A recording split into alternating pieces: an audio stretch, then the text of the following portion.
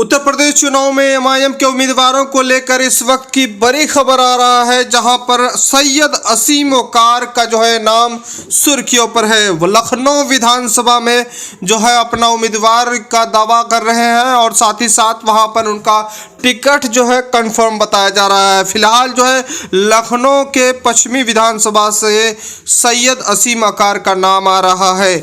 अब बताते चले इस वक्त की इरफान पठान जो एमआईएम के उत्तर प्रदेश के सचिव हैं, उनका नाम आ रहा है टांडा विधानसभा से। टांडा विधानसभा से मजलिस-ए-इत्तेहादुल मुस्लिमीन के उम्मीदवारों का जो लिस्ट अभी नहीं हुआ है, लेकिन इस वक्त जो सुर्खियों में आ रहा है कि इरफान पठान जो है वो आवेदन कर चुके हैं और साथ ही साथ इस बार पूरी दावेदारी इनका है। इस वक्त की बड़ी खबर भी आ रही है कि शौकत अली जो एमआईएम के प्रदेश अध्यक्ष हैं, वो भी चुनाव लड़ेंगे इस बार विधानसभा चुनाव का। अब जो है किस विधानसभा से वो चुनाव लड़ेंगे, जिनका ऐलान होगा और ख़ास तौर पर जो है आधिकारिक घोषणा भी होगा कि चुनाव लड़ेंगे या नहीं। लेकिन फ़िलहाल जो इस वक्त बताया जा रहा है कि वहाँ पर शौकत अली भी उम्मीदवार हो सकते हैं विधानसभा चुनाव के।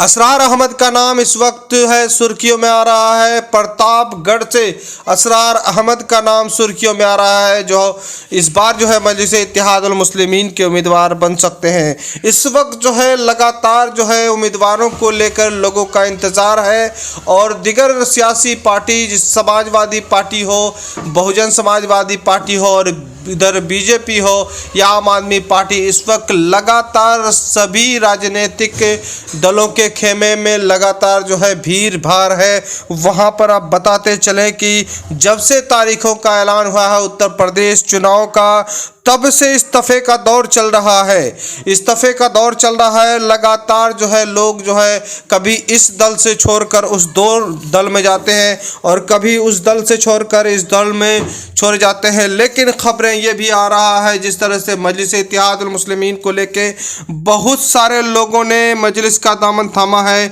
बीएसपी के कदावर नेता तौसीफ प्रधान ने एमआईएम में शामिल हो चुका है।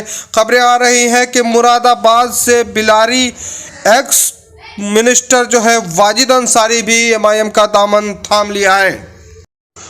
वहीं हापुड़ से हाजी मंसूर और बिजनौर से डॉक्टर सत्यपाल जी एमआईएम का दामन थाम लिया है। बताते चले इस वक्त लगातार बीजेपी के खेमे में और ख़ास तौर पर समाजवादी और कांग्रेस के खेमे में लगातार दल बदल का काम शुरू हो गया है। कई नेता इन दिनों सुर्खियों में है, जिस तरह से स्वामी प्रसाद मौर्य इन दिनों सुर्खियों में है, अन्नत मिश्रा इन दिनों सुर्खियों में है और इमरान मसूद उत्तर प्रदेश में सुर्खियों में है।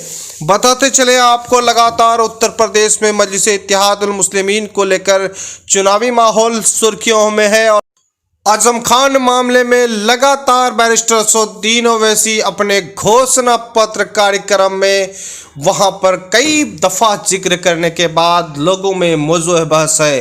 फिलहाल उत्तर प्रदेश का खास रिपोर्ट हम जानेंगे, परिचर्चा करेंगे कमाल अमरोही से।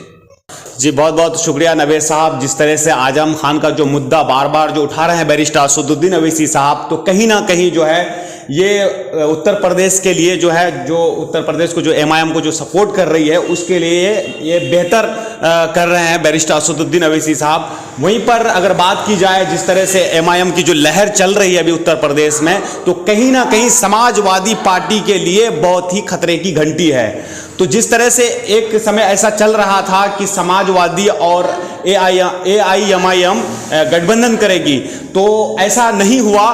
तो कहीं ना कहीं अखिलेश यादव से बहुत बड़ी चूक हुई है, क्योंकि वहां पर जो असदुद्दीन ओवैसी साहब जो आजम खान का बार बार मुद्दा उठा रहे हैं, घोषणा पत्र जो जारी कर रहे हैं, तो कहीं ना कहीं समाजवादी के लिए बहुत ही ज्यादा खतरा है।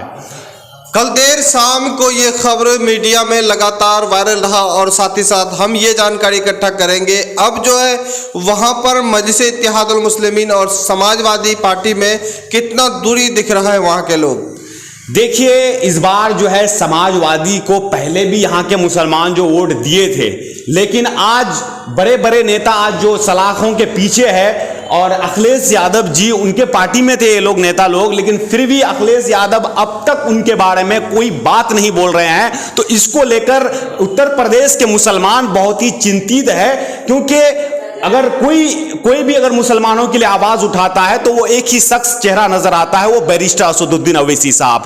तो इस चीज को लेकर यहां पर उत्तर प्रदेश में समाजवादी पार्टी को बहुत बड़ा इस बार झटका लगने वाला है, क्योंकि वहां पर बैरिस्टर असदुद्दीन अवैसी साहब बड़ी मजबूती के साथ इलेक्शन लड़ रही है। अगर एक एक सभा की अगर बात की जाए बैरिस्टर असदुद्दीन अवैसी साहब की, तो वहां पर जन सैलाब होता है, लोग नारा भी लगाते हैं बैरिस्टर असदुद्दीन अवैसी साहब के लिए, और बहुत ही ज्यादा तादाद में लोग शामिल हो रहे हैं। तो कहीं ना कहीं यह समाजवादी पार्टी के लिए बहुत ही बड़ा झटका है।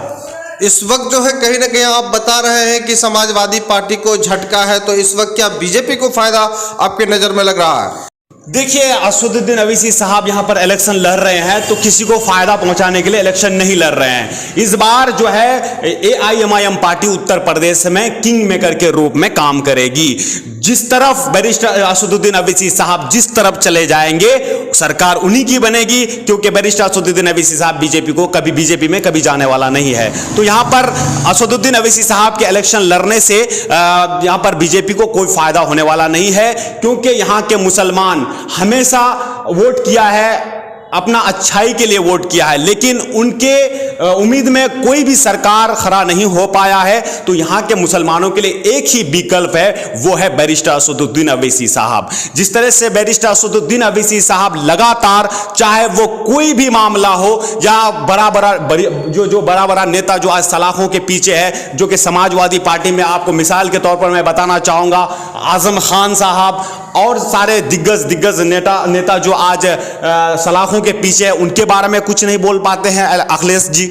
वो सिर्फ तो इस वक्त जो है कहीं ना कहीं जो जमीनी स्तर पे क्या मजलिस का पकड़ मजबूत दिख रहा है आपके नजर में? जी बिल्कुल, जमीनी स्तर पर मैं बात कर रहा हूं। जमीनी स्तर पर आज तो देखिए, नेशनल जो न्यूज जो दिखा रहे हैं, वो उनके खिलाफ कर रहे हैं, क्योंकि आपको भी पता होगा कि जिस तरह से नेशनल न्यूज दिखा रहे हैं, तो बोल रहे हैं कि MIM फलाना को फायदा पहुंचा रही है, फलाना को फायदा पहुंचा रही है। ऐसा कुछ भी नहीं है। मैं जमीनी स्तर पर बात कर रहा हूं। जिस तरह से बैरिस्टर असदुद्दीन अवैसी साहब रोड में घूमकर, गलियों में घूमकर अपना प्रचार कर रहे हैं, तो ऐसा लग रहा है कि इस बार AIMIM पार्टी को बहुत ज्यादा सीटें मिलने वाली है, और वो किंग मेकर साबित हो सकते हैं इस बार। अब उत्तर प्रदेश में उम्मीदवारों को उतारना है, सभी दल जो है उम्मीदवार उतारने के लिए पूरा तैयार है। अब जो है उनका घोषणा बाकी है। अब मजलिस पर नजरें टिकी हुई है। मजलिस का घोषणा को लेकर आप किस तरह से बात कर रहे हैं?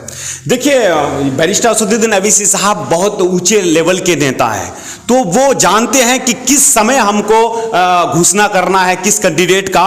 तो यहां पर जो है उत्तर प्रदेश में वो कैंडिडेट को फोकस नहीं करेंगे, वो सिर्फ एक ही पार्टी को, वो सिर्फ बैरिस्टर असदुद्दीन अवैसी साहब को फोकस करेंगे। जब घोषणा करेंगे वो बैरिस्टर असदुद्दीन अवैसी साहब, तो वो नहीं देखेंगे कि कैंडिडेट कौन है और कौन यहां से लड़ता है। वो सिर्फ यहां के मुसलमान सिर्फ एक ही चीज देखेंगे, वो बैरिस्टर असदुद्दीन अवैसी साहब। यानी उत्तर प्रदेश चुनाव आपके कहने के मुताबिक क्या अवैसी फैक्टर वहां पर होगा? जी बिल्कुल, ये होने वाला है, ये हर हाल में होगा। अवैसी के ही नाम पर यहां पर वोट होगा।